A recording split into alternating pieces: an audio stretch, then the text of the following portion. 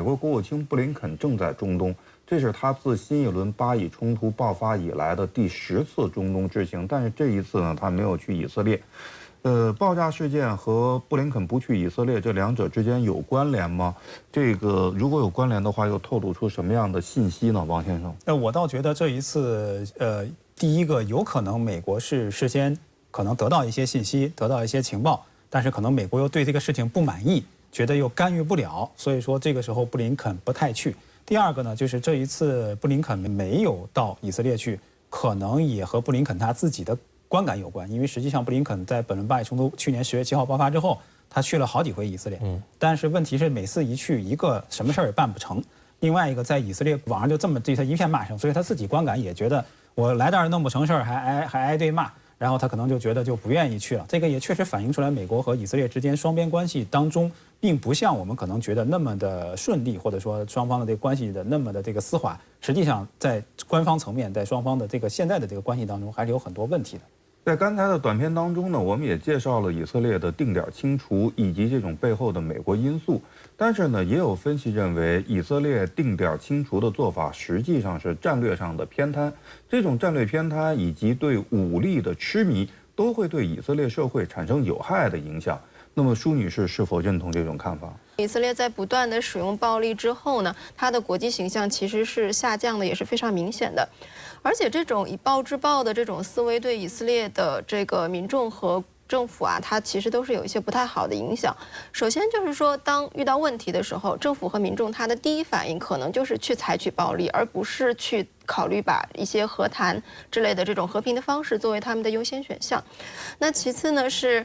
在以暴制暴的这样的一种思维方式下，因为你打了别人，人家也会打你，你采取暴力呢，别人可能也会采取暴力的方式去进行回击。在这种情况下，会非常容易让民众和政府一直处在一种比较不安定的这样一种感觉。那不安定的这种感觉呢，就会让他们更倾向于去采取一种我先来遏制你，我先来打击你，以防你来打我这样的一种思维方式。那这种以暴制暴的这种方式，我觉得很容易把地区拖入这种暴力的循环之中，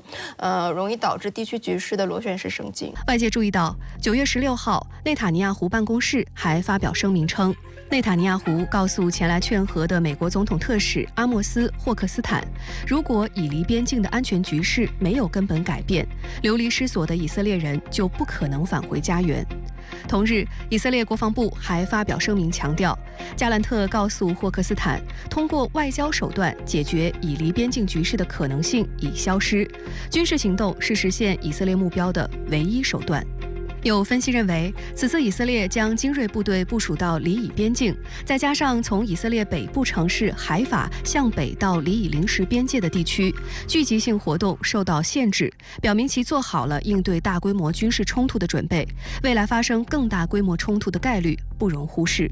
值得注意的是，9月20号，联合国安理会紧急审议黎以局势。当天，联合国负责政治和建设和平事务的副秘书长迪卡洛作通报称，近期在黎巴嫩发生多起爆炸事件，黎巴嫩和以色列边境蓝线地区局势紧张，如果事态继续发展，可能会引发大规模冲突。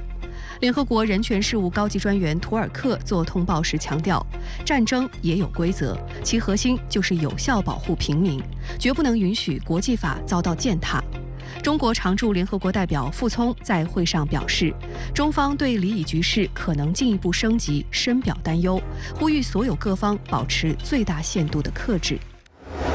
以色列国防部长加兰特在18号宣布，战争进入新阶段，行动重点是北部前线，部队和资源将重新部署到北部。那么，王先生，以军这是要在黎以边境大打出手吗？以军会在北线如何行动呢？我倒觉得确实现在是一个对于以色列来说是一个战争的一个准备和动员阶段。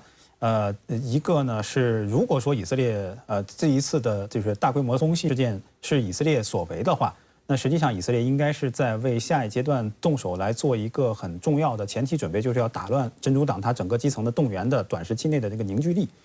另外一个呢，就是在过去的几个月当中，以色列的这个国内民众对于黎巴嫩真主党要开战的这种呼吁是在抬高的，所以说它已经形成了一个社会共识，就是要对真主党开战。因此，在过去的几周当中，一个是以色列部队开始陆续精锐部队好像有点从加沙地带抽调走了，另外一个就是以色列国内也盛传可能要进行这个国防军的前线的人员的这个调换。所以说，从现在来看，可能不管是政界、社会舆论层面，还是他整个军队层面，都是在为下一阶段攻击黎巴嫩真主党做一个大规模的准备。以色列国防部长加兰特声称，以色列已经开启与黎巴嫩真主党作战的新阶段。石先生，您如何理解这个新阶段？那么以色列还会动用哪些新的能力、新的手段？所谓的新阶段，现在就是以色列现在先看一下，空军呢先炸一遍，看看效果如何。再有呢就是，他的这个情报部门也是在配合以色列的情报机构，它不光是能够呢进行搜集情报、进行暗杀，它也可以进行武装渗透的，跟以军呢进行密切配合。所以呢，这种情况呢，它也可能是新阶段。还有一个呢，就是新型武器的这种试验，可能也放在黎巴嫩真主党身上但是作为黎巴嫩真主党来说呢，它的反击也是比较有效的，因为以色列有个致命性的问题，就是国土纵深没有非常小，再加上它对外贸的依赖，以色列的海法，还有像阿什杜德和阿什凯隆这几个港口，都是在黎巴嫩真主党的远程打击武器范围之内。那所以呢，以色列现在顾忌还是比较大的。还有一个很重要的因素就是美国，我们一再强调，就是美国呢是对以色列进一步扩大升级冲突是非常不满的。所以就这样的情况也使得以色列呢现在要说对黎巴嫩真主党呢大打出手，他可能还是做不到现在还是空袭为主吧。就在以色列宣称作战重心要北移之际，那么加沙地带所受到的空袭其实并没有减弱，加沙地带的局势又将如何变化呢？舒女士。加沙地带其实还是以色列最为看重的一个区域，毕竟这次我们看所有巴以冲突，它后来产生的若干的外溢效应之中，这个加沙冲突是一个非常重要的一个引爆点。所以以色列现在呢，已经在很大程度上的掌控了加沙，它绝对不会在任何程度上放弃对加沙地区的掌控的，而且它还会继续加强对加沙地区的掌控，会加强可能会对加沙的这个基础设施进行进一步的这种破坏，然后来达到后面不管加沙冲突未来如何解决，在未来的这个政治解决之中，以色列都想尽量提高自己的影响力，所以我觉得以色列不会放弃加沙。那在未来的这个以色列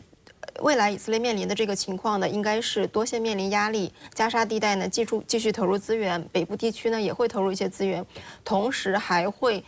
面临着一些来自于其他的抵抗组织可能时不时的会出现的这种侵扰的行为。曝光美国棱镜大规模秘密监听项目的美国前防务承包商雇员斯诺登在社交媒体上称，此次爆炸事件让世界上每个人都变得更不安全了。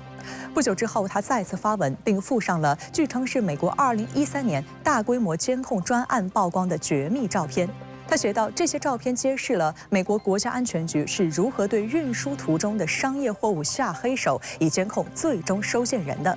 10年过去了，货运安全从未得到改善。9月20号，以色列常驻联合国代表确认，以总理内塔尼亚胡原定于24号抵达纽约参加联合国大会的相关行程将推迟，也有可能不会前往纽约。他的行程变化具体情况要视以色列国内事态发展而定。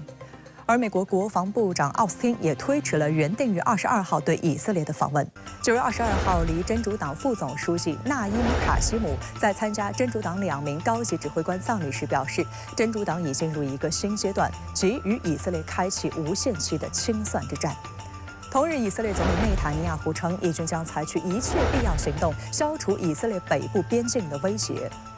外界关注到，以色列国防部长加兰特19号在与以军高层官员召开的评估北部战线军事行动会议中表示，以色列已开启与黎巴嫩真主党作战的新阶段。